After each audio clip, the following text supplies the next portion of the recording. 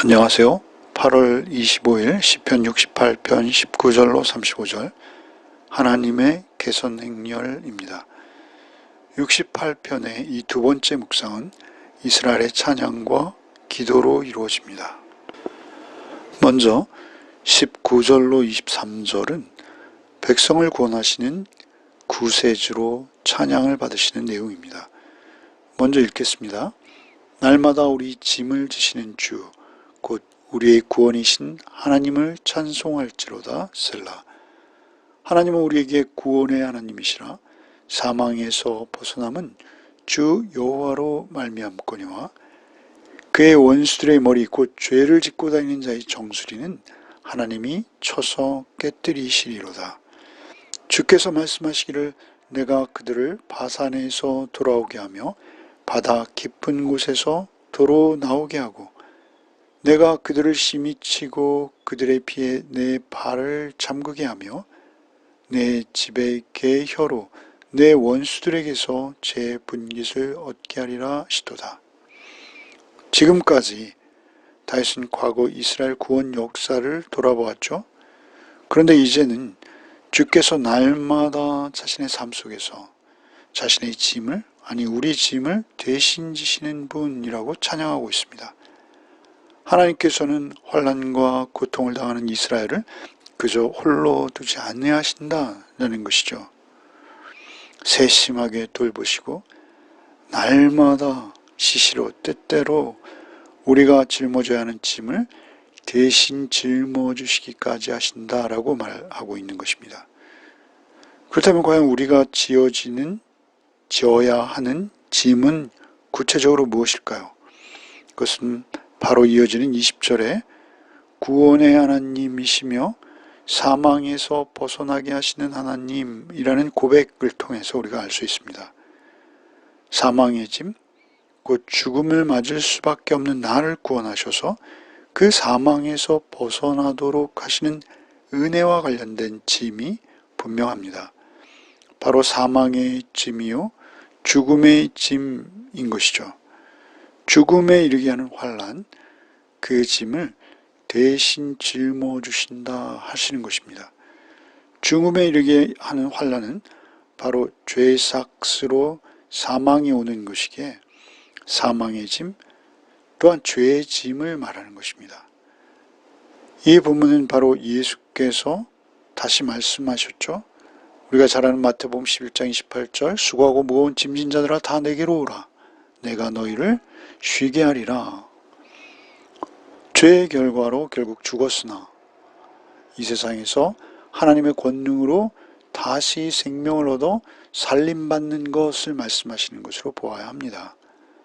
이 땅의 생애 가운데서는 물론이요 이런 구원의 은택을 입게 된다라고 말씀하시는 것이죠.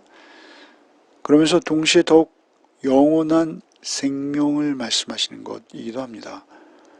영원한 생명만이 죽음을 이기죠.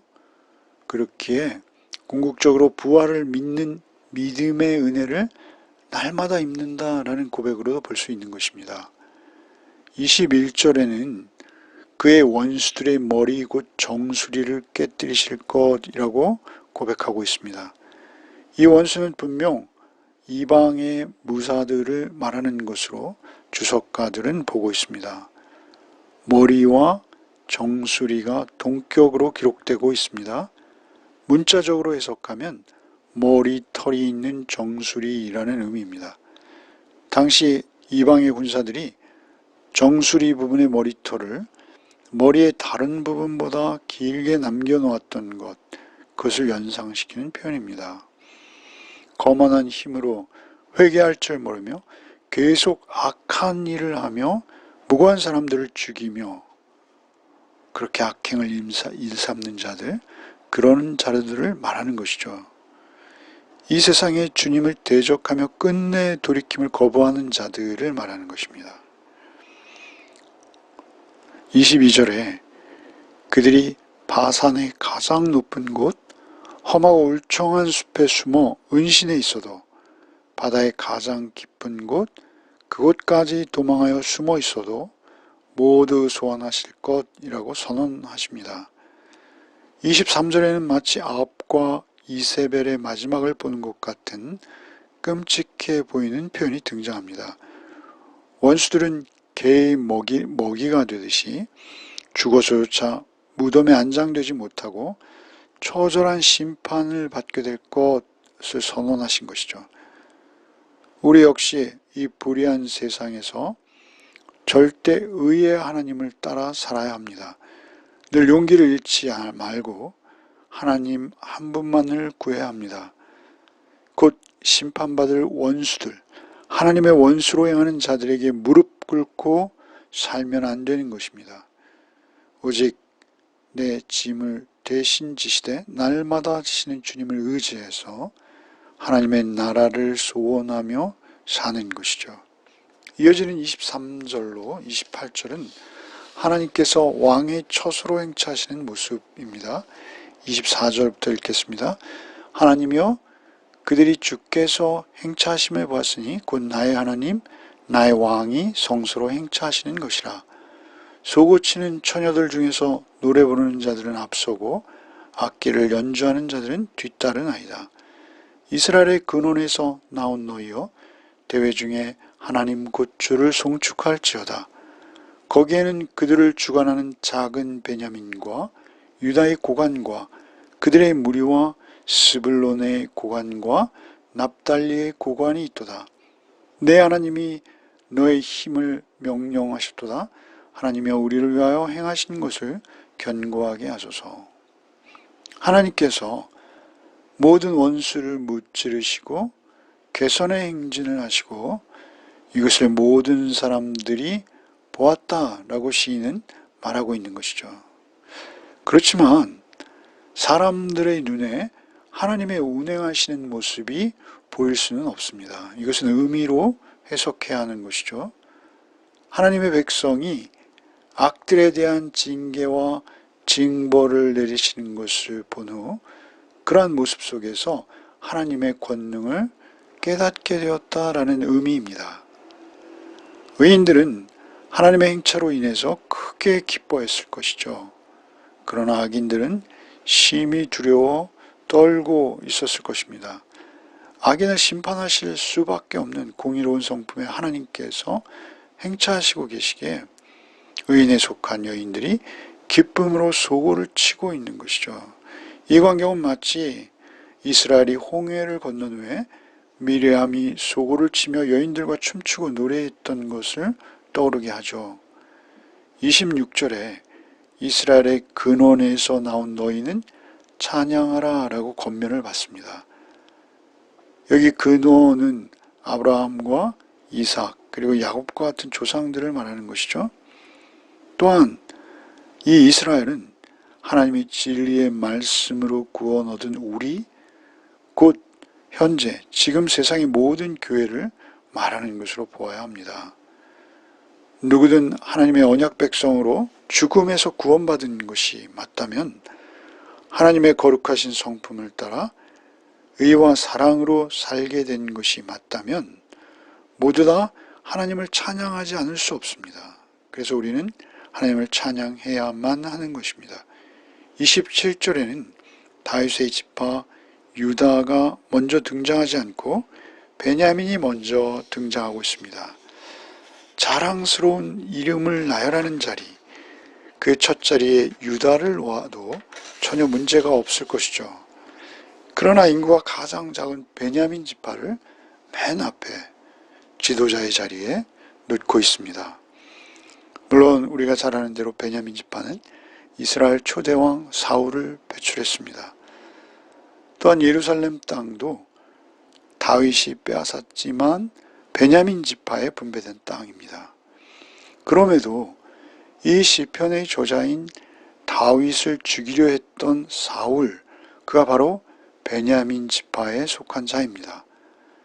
그렇기에 다윗은 자신을 죽이려 했던 사울의 지파의 이름을 오히려 맨 뒤로 하고 유다를 맨 앞으로 해도 가능한 것이죠.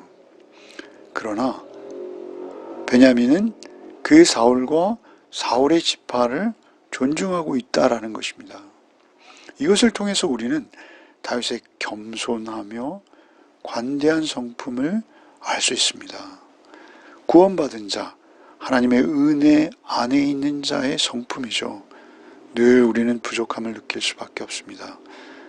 우리 모두는 한 마음으로 구원을 베푸신 하나님만을 찬양하게 될 때 이러한 성품도 우리에게 드러나게 될 것입니다. 이제 마지막으로 28절 이후에는 하나님을 향해서 기도하며 그리고 다시 찬양을 권면하는 것이죠. 읽겠습니다. 예루살렘에 있는 주의 전을 위하여 왕들이 주께 예물을 드리리이다. 갈밭의 들짐승과 수소의 무리와 만민의 송아지를 꾸짖으시고 은 조각을 발 아래에 밟으소서. 그가 전쟁을 즐기는 백성을 흩으셨도다. 고관들은 애굽에서 나오고 굿수인은 하나님을 향하여 그 손을 신속히 들리로다. 땅의 왕국들아 하나님께 노래하고 주께 찬송할지어다. 셀라. 옛적 하늘을 타신 자에게 찬송하라. 주께서 그 소리를 내시니 웅장한 소리로다. 너희는 하나님께 능력을 돌릴지어다.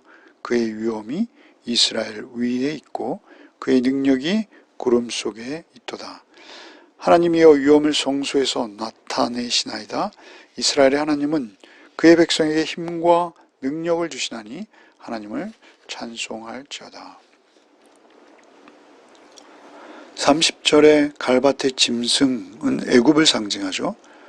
숫소의 무리 역시 당시 최강국이었던 애굽보다는 못하지만 그 밑에 있는 여러 왕들을 말합니다. 숫송아지는 애굽과 같은 열강의 지배 아래 있던 기타의 조그만 이방 민족들을 말하고 있습니다. 은조각 역시 전리품이나 곡물을 탐하는 열방들을 상징한다고까지 봐도 되겠습니다.